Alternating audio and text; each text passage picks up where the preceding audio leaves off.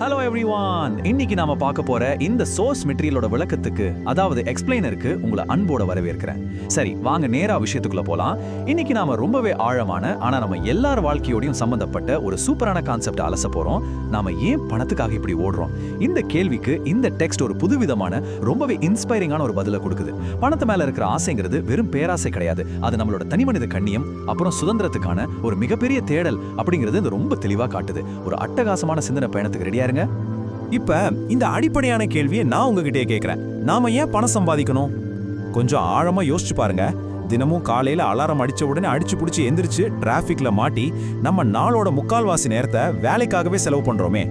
இதுக்கெல்லாம் என்ன காரணம்? இது வெறும் உயிர் வாழ்தலுக்கான ஒரு போராட்டம் மட்டும்தானா, இல்ல அதுக்கு பின்னாடி வேற ஏதாவது ஆழமான காரணம் இருக்கா? தினமும் நீங்க ஓடுற இந்த ஓட்டத்தை பத்தி ஒரு நிமிஷம் நினைச்சு பாருங்க. இதுக்கான விடைய நாம இன்னைக்கு எடுத்துக்கிட்ட இந்த மூலக்கட்டுரை ரொம்பவே அழகாகவும் ஆழமாகவும் சொல்லுது. இதுல ரொம்ப சுவாரஸ்யமான விஷயம் என்னன்னா, இந்த ஒற்றை வரி நம்ம சிந்தனையை எப்படி மொத்தமா மாத்துதுன்னு பாருங்களேன்.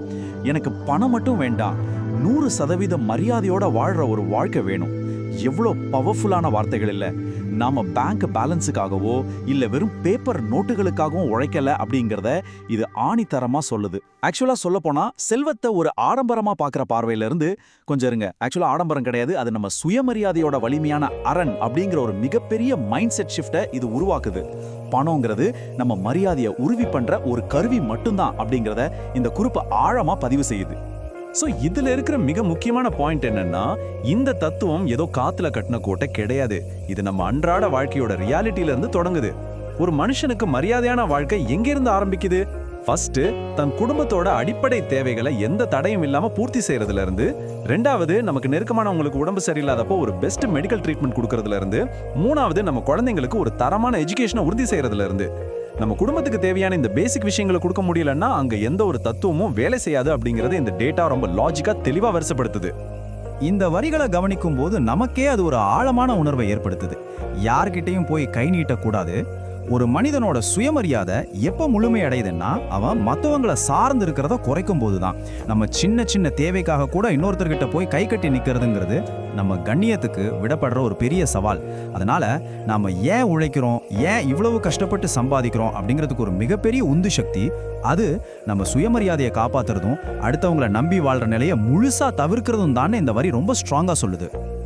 அது மட்டும் இல்லாம இது ரொம்ப சூப்பரா விளக்குற ஒரு விஷயம் என்னன்னா, வாழ்க்கைங்கிறது எப்பவுமே ஒரே மாதிரி இருக்காது, ரைட்? அது கணிக்க முடியாதது. திடீர்னு வர்ற வியாதிகள், வேலை போறது, இல்ல வேற ஏதாவது பொருளாதார நெருக்கடி எப்போ வேணாலும் நம்மளை தாக்கலாம். அந்த மாதிரி ஒரு இருட்டான கடினமான நேரத்துல நாம உடைஞ்சு போகாம ஒரு மழை மாதிரி தைரியமா நிமிர்ந்து நிக்க இந்த நிதி வளம் நமக்கு ஒரு பெரிய கேடயமா செயல்படுது. பணங்கிறது வெறும் சேமிப்பு கிடையாதுங்க. அது கஷ்டமான காலங்களை ஃபேஸ் பண்றதுக்கான தைரியம், அப்புறம் தன்னம்பிக்கையோட மறு உருவம் அப்படிங்கிறத இந்த தகவல் நமக்கு ஆழமா உணர்த்துது. சரி, அடிப்படை தேவைகளையும் பாதுகாப்பையும் உறுதி செஞ்சதுக்கு அப்புறம் அடுத்த கட்டத்துக்கு போவோம். இந்த சிந்தனை எப்படி மேலும் விரிவடையுதுன்னு பார்ப்போம். பாதுகாப்பை தாண்டதுக்கு அப்புறம் என்ன நடக்குது? இது ஒரு முழுமையான சுதந்திரத்தை நோக்கிய பயணம். முதலாவதா, பணம் நம்மளோட நீண்டகால கனவுகளை நிஜமாக்க உதவுது. ரெண்டாவதா, இதுதான் ரொம்ப ரொம்ப முக்கியமான பாயிண்ட். பணம் நம்ம நேரத்தை நாமே விலைக்கு வாங்க உதவுது. ஆமாங்க, நமக்கு பிடிக்காத வேலைகளை தவிர்த்துட்டு நமக்கு பிடிச்ச விஷயங்களுக்காக செலவிட நம்ம சொந்த நேரத்தை நாமே மீட்கிறோம். கடைசியா இதுவே நம்மளை உண்மையான சுதந்திரத்துக்கு கூட்டிட்டு போகுது. வெறும் சர்வைவல் அப்படிங்கிற நிலையில இருந்து சுதந்திரமா வாழ்ற ஒரு உன்னத நிலைக்கு நாம எப்படி உயர்றோம் அப்படிங்கறத இது ஸ்டெப் பை ஸ்டெப்பா காட்டுது. இப்போ நாம இந்த விளக்கத்தோட மிக முக்கியமான ஒரு கிளைமேக்ஸ் பகுதிக்கு வந்துட்டோம். இந்த ரெண்டு கான்செப்டுக்கும் இடையில இருக்கிற வித்தியாசத்தை தெளிவா கவனிங்க. நாம வெறும் பணத்துக்காக உழைக்கல, அது நம்மளோட எண்ட் கோல் கிடையாது. இந்த சோர்ஸ் மெட்டீரியலோட உச்சக்கட்ட மெசேஜ் இதுதான். நம்ம வாழ்க்கையை முழுமையா நம்ம கண்ட்ரோல்ல வச்சுக்கவே நம்ம செல்வத்தை தேடுறோம். நம்ம முடிவுகளை நாமே எடுக்கிற உரிமை, நம்ம விருப்பப்படி வாழற உரிமை, யாருடைய அதிகாரத்துக்கும் கட்டுப்படாம சுயமாக இயங்குற உரிமை, இதைத்தான் நம்ம பணத்தின் மூலமா வாங்குறோம். இது வெறும் காகித மோட்டுகளை பத்தினது கிடையாது. இது நம்ம விதியை நாமே தீர்மானிக்கிற முழுமையான கண்ட்ரோலை பத்தினது. என்ன ஒரு கேம் சேஞ்சர் சிந்தனை பாத்தீங்களா?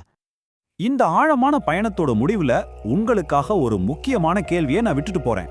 இந்த தரவுகள் எல்லாமே ஒட்டுமொத்தமா எழுப்புற சிந்தனை இதுதான். இப்போ உங்க வாழ்க்கைய உண்மையிலேயே கண்ட்ரோல் பண்றது யாரு?